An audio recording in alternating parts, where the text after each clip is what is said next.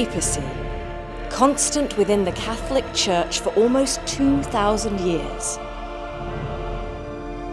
Through trials and tribulations, wars and times of peace.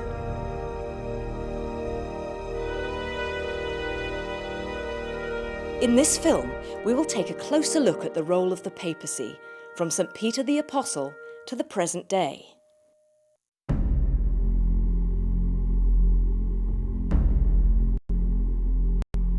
To begin the story, we must go back to Jesus Christ himself and the continuation of his mission on earth.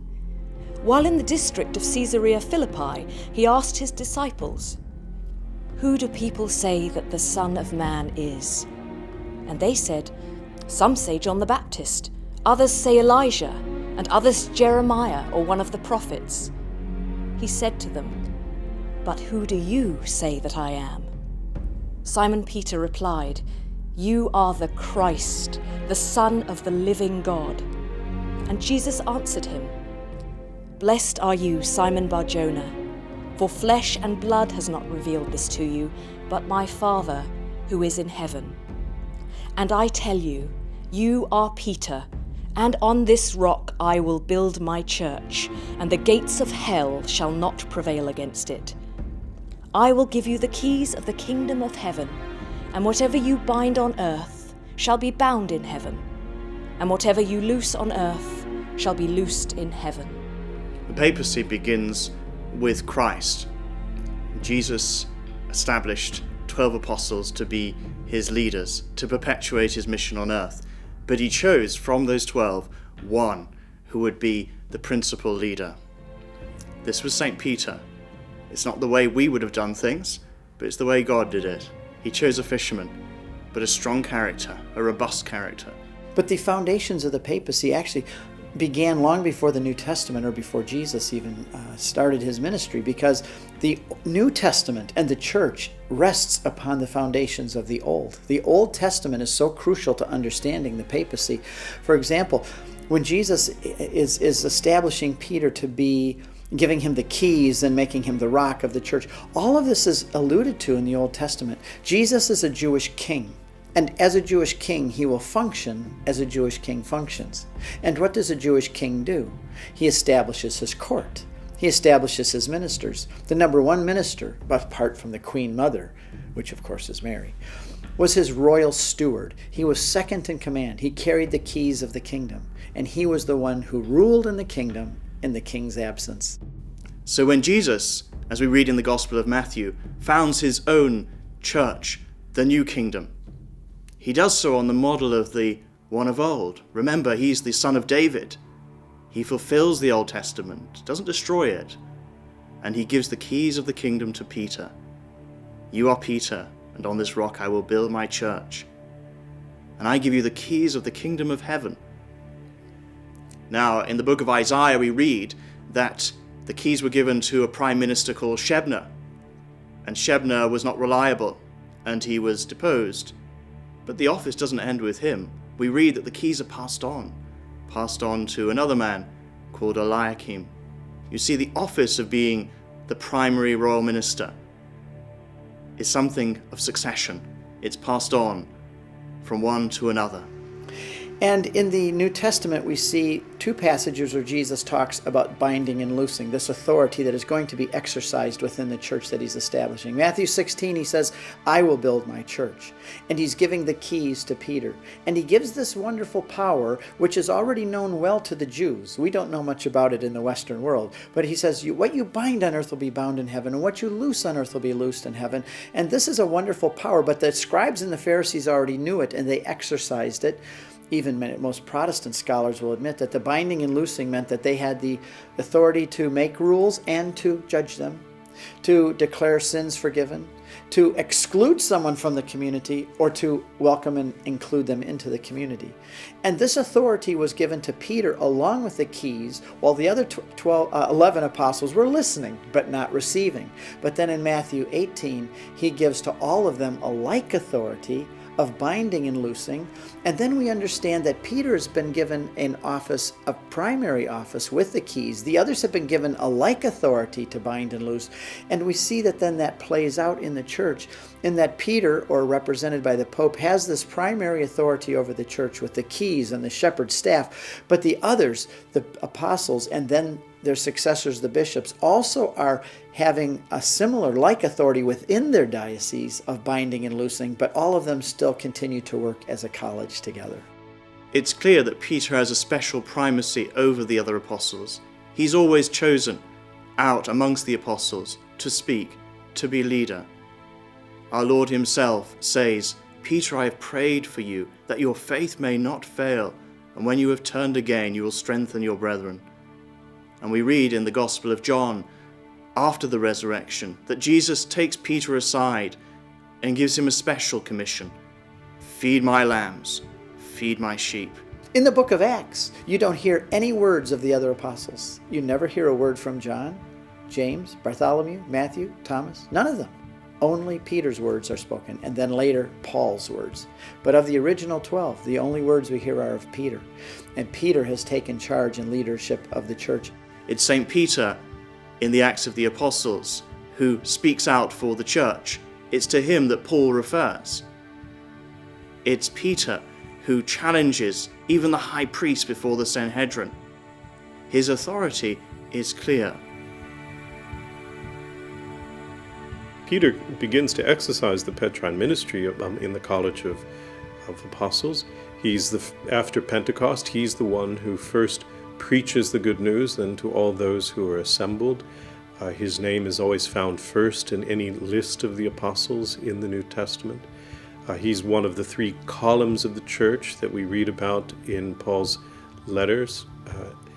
And he would have exercised this ministry first in Antioch. In fact, the church in Antioch claims Peter as its first bishop as well, as its apostolic foundation. And the bishops of Antioch, the patriarchs of Antioch, have a title of successor of Peter. But we know that the Petrine ministry didn't remain in Antioch. Peter eventually finds his way to Rome and is martyred in Rome. And it's there where he gives his final witness to Christ by shedding his blood that the Petrine ministry then is rooted in this final witness and testimony. Rome was the center of the empire, an empire that covered even Jerusalem and the Holy Land and extended to distant parts such as Britannia and even to the edges of modern-day India. The Roman Empire spread over vast regions. The epicenter of the empire, of course, was the eternal city, Rome itself. And it was to Rome that Paul and Peter journeyed. They knew the significance of this city, and it's not by chance that Rome became the center of the church. In the providence of God, that's where the apostles would journey, and that's where Peter would die. He would be martyred there. We know this from the annals of Tacitus, that there was a persecution in the year 65 AD. The Emperor Nero blamed the great fire of Rome on the Christians as scapegoats. St. Peter, in that persecution under Nero, was fleeing Rome, 65 AD. And as many Christians did, they had to leave the cities.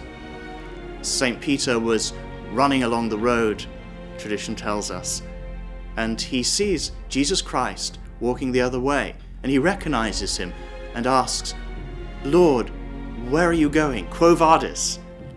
And Jesus turns to him with that look perhaps that he had at the time of his passion and says, "I am going to Rome to be crucified a second time." And it's at that moment that Peter turns back heroically. He goes to Rome, he builds up the faith of the Christians in Rome, but eventually is executed himself, upside down, because he cried out, "I'm not worthy to die as my Lord."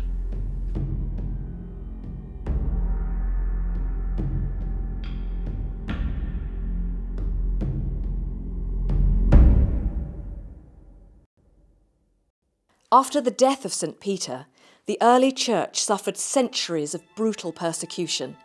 The practice of the faith was kept alive, hidden from public view, in cellars, back rooms of houses, and in the catacombs of Rome. It would be a time of trials, great sufferings, and of martyrdom. But it would also be a period of growth, of inspiration, of great saints and heroes of the faith. For the first 300 years, Christianity spreads very quickly throughout the empire, but it spreads not moving from victory to victory, as it were, but almost from apparent defeat to apparent defeat. About 180 AD, we still have writings from a saint called Irenaeus. And he gives us a list, even at that early period, of popes, of leaders of the church from the time of St. Peter, his successor. He gives us a complete list up to that date, which is priceless in understanding that great succession of leaders in the church. Actually, the first 30 of them, when they accepted the keys of the kingdom, they really accepted two things. They accepted the keys and they accepted a bullseye on their chest. Because the first 30 or so popes, we believe, were all martyrs. And these men were courageous men who were willing to lay down their life for Jesus Christ and the church. And they knew when they accepted the office that they were probably going to be killed for it. Because what the Romans did was they would go after the leaders, because if you could kill the leaders, you could maybe demoralize the flock. Kill the shepherd, the sheep will scatter. What they didn't understand is that Christianity is true, historically and every other way. And when you kill the Christians, like Tertullian said, the blood of the martyrs is the seed of Christians. You kill one, 10 more sprout up. The Roman Empire had no moral or philosophical or theological truth that was worth living for. They knew their gods were all mythical. But the Christians had something worth dying for. They believed in the resurrection of the dead, not only of the soul, but of the body, which was a brand new idea. So the early popes, when they came in and they took their office and they sat in that chair, they knew that they might die, but they were willing to die. And as they did die, Christians sprang up, and so in 300 years, the church just spread across the Roman Empire. It was on the roads built by the Caesars that the Christian faith was able to be transmitted. It traveled along those roads. Such a success of evangelization wouldn't have been possible at any other period. It was meant to be, and Rome became the center of the church. In 313, the Emperor Constantine issues this Edict of Milan, which decrees toleration of the Christian faith, of the Christian religion, which he now claims to be his own. He's not baptized immediately, he's not baptized until his deathbed, but he claims the Christian faith as his own. He has this Edict of Toleration declared, and so the Christian community now has moved beyond the age of persecution. There are no longer any direct attacks against the church. The last would have been the persecution of the Emperor Diocletian in 303. There is a huge shift with the conversion of Constantine. Suddenly Christianity, from being an underground church, a church of martyrs, becomes, in stages, the official religion of the Roman Empire. This is a mixed blessing for the church. Christians have prayed for the conversion of the empire, for the conversion of the emperor, and finally it happened. But at the same time, it led to new challenges, dealing with wealth, with properties, and with power. The drawback is that it's profitable to share the religion of the emperor. And so you have an influx of civil servants and the like who are now seeking baptism because it's profitable to be a Christian.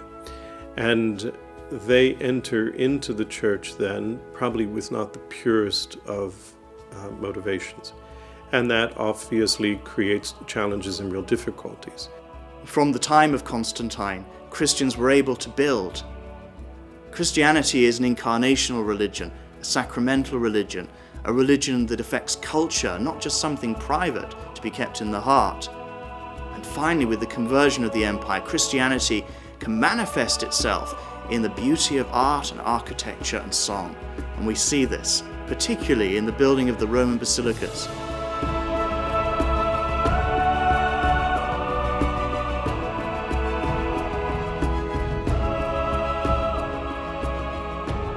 In the 4th century, the emperor gave to the Bishop of Rome the Lateran Palace to be his residence.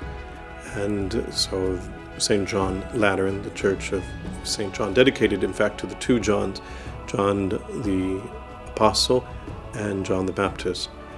The church becomes then the seat of the Bishop of Rome, and it is where his cathedra is, it's where his chair is. Hence, St. John Lateran is the Cathedral Church of Rome. In every cathedral of the world you find a chair. That's where the bishop teaches. It's the symbol of his office of teaching. But the Pope is the Bishop of Rome, and he has a chair as well. It's there, at St. John Lateran's, a symbolic chair of his teaching authority as teacher of the universal church.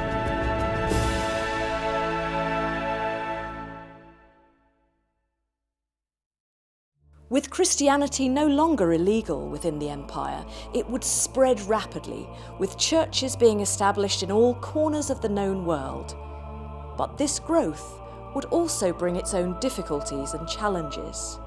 A key moment to mark the transition from the patristic age into the early medieval age of the Church is the papacy of Pope Gregory the Great. So either Pope Gregory is really the last of the Church Fathers, or he's just at the very beginning of the Middle Ages. It's from Pope Gregory the Great that we get the chant named after him, Gregorian chant, that is still so popular today.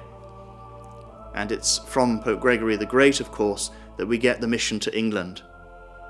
He sent missionaries, St. Augustine and a group of 40 monks, and they landed in Kent in 597 AD. Gregory the Great was a missionary pope. He knew that if Christianity was to survive, it had to go out to the furthest reaches of the old empire, into territories that had been conquered by new peoples, such as the Angles and the Saxons.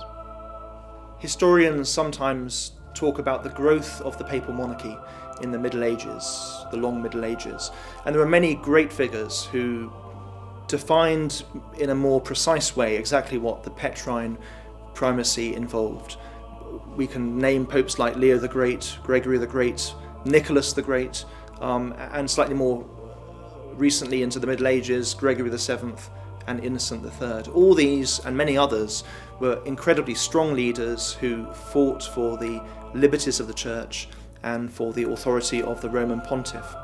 We see the papacy very much at its medieval height with Pope Innocent III. Pope Innocent III, J.N.D. Kelly describes Pope Innocent III as a man who was born to rule. Truly very much so the case. It's Innocent III who approves the Franciscan order and who has that wonderful scene where Francis comes and is kneeling before him asking to live this life of great poverty and simplicity. And it was Innocent III who accepted this proposal. This great, powerful, medieval, monarchical pope is the one who approves the Franciscan way of life, this humble and simple